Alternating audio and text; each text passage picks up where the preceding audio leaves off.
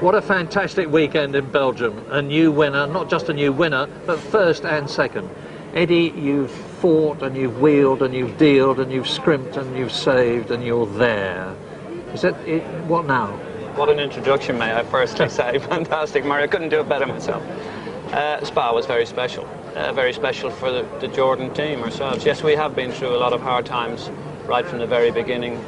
But you know, you earn your reward, and we've had all sorts of joyful days in the past. But I think last Sunday Sunday at Spa was the icing on the cake, so to speak. We've got this image of being the fun team. What happened after the race and last week?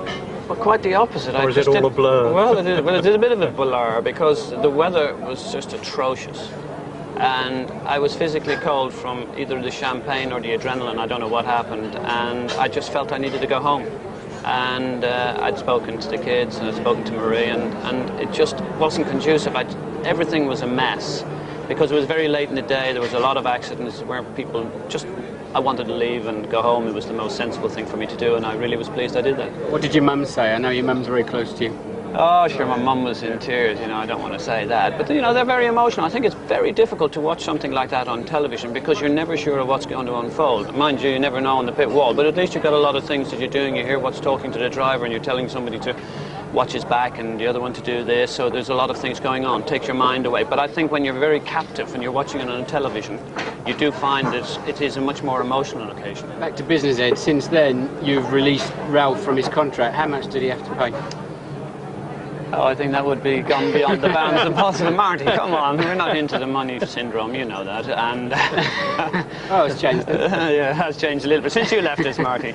I left you with a little. I'm sure you did. What now, Eddie? I mean, well, I'm very pleased. You've won a race. What now? Well, first of all, I'll just tell you about my new recruit, if I may, because I'm a bit overjoyed about Heinz Harald coming. He drove for us in Formula 3090. With Eddie Irvine as a teammate. I've watched him ever since, and I actually think that he will enjoy the atmosphere in Jordan. I think you'll see, hopefully, a new Heinz Harald, because not everybody fits into the... sensitive flower. He is very sensitive, and I'm not sure the right environment is not a problem with Williams. It's just that I don't think he probably suited that particular situation. I think it makes sense. I can understand you going for experience, maybe Constructors' Championship or something, but why didn't you go for a young charger? There were a number of reasons. We have a huge opportunity with Honda. And they did most of the development work with him in '94 in Japan, so he was a favoured son, so to speak.